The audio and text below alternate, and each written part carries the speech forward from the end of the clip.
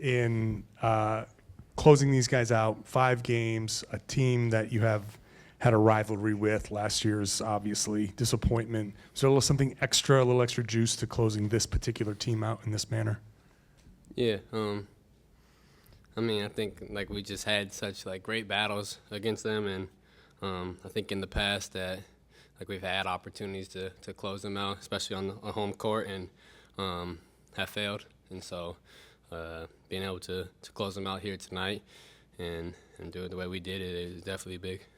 And what goes into being able to just come out right away and open up that big lead early and just maintain it throughout this whole game?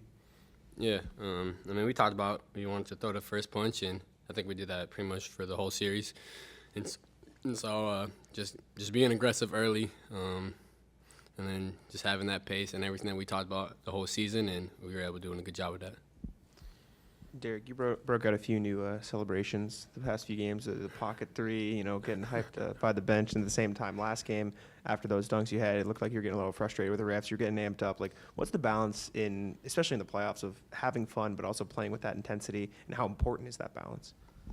Yeah, it's huge. I mean, for me personally, I think that's when I'm at my best, is when I'm having fun out there and just having fun with my teammates. Whatever it might be, whether I'm supporting them or they're supporting me, like it means everything to me. So, I don't know, just out there having fun, messing around, but also realizing that like this is a big moment, and we're all locked in too. Derrick, how much with this win did it kind of set the tone for what you guys are trying to accomplish here?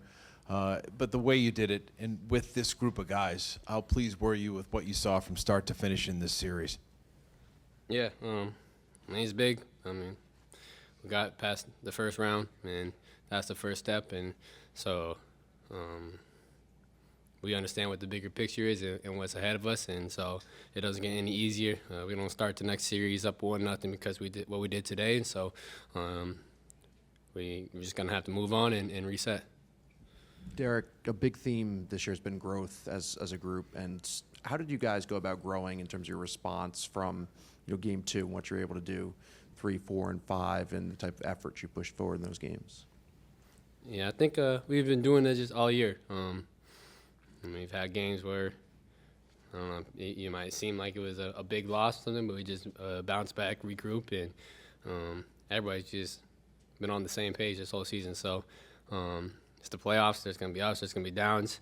That's what makes it amazing. That's what makes it fun. And so you just got to be ready to not get too high on those wins and not get too low on the losses, and just keep improving and doing what we need to do. Derrick, what stood out about the first, full effort without Chris Stapps, how you guys overcame that, and what did it call for from you to, kind of step up in his absence in the offensive sense? For me personally, I don't think it changes much. I mean, obviously, KP out there, and it's a little bit different, but I wouldn't say it changes anything for me. Obviously, we miss him, but Al steps up and does a little bit of everything for us. So it's different, but it's still effective. You guys held the Heat to under 90 points in each of the final 3 games. How much of that is a testament to how connected you guys were defensively and the effort it takes to protect the three-point line without getting beat on cuts or on the glass? Yeah, I mean, that's the team we want to be. We got guys that up and down this roster that can guard multiple positions and at a high level. So that was a big emphasis for us the rest of this playoffs, and we're gonna have to get it done on that end the whole playoffs. You don't have to go back to Miami.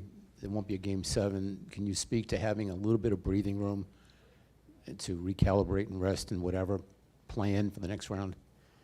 Yeah, I mean, we're gonna enjoy tonight, and then just prepare for the match that we got next. I mean, obviously we don't know yet. It's kind of like we had with the Heat, so we kind of just sitting and waiting, and then when it's time when we find out who we're actually playing, we're gonna dive in and lock in on that team and that opponent. So we're just waiting to see who we got next, and then we'll be ready to go once we figure that out. Derrick, you guys have seen Cleveland. You guys have seen Orlando. Can we get a mini scouting report on either team? they're both good, so it's going to be a challenge. And could you just describe kind of your mindset in these types of games where you had obviously a big performance tonight and obviously in Game 4 as well, where not just in terms of scoring but impacting winning? Like, how do you approach these games and how do they kind of draw the best out of you? And this is the best time of the year, competing at a high level and against and on the stage, the playoff stage. So these games, I'm just trying to go out there and compete at the highest level and just be aggressive, play the game that I need to play and make the right read. So just trying to make the right read each time down the court and help the team win any way I can.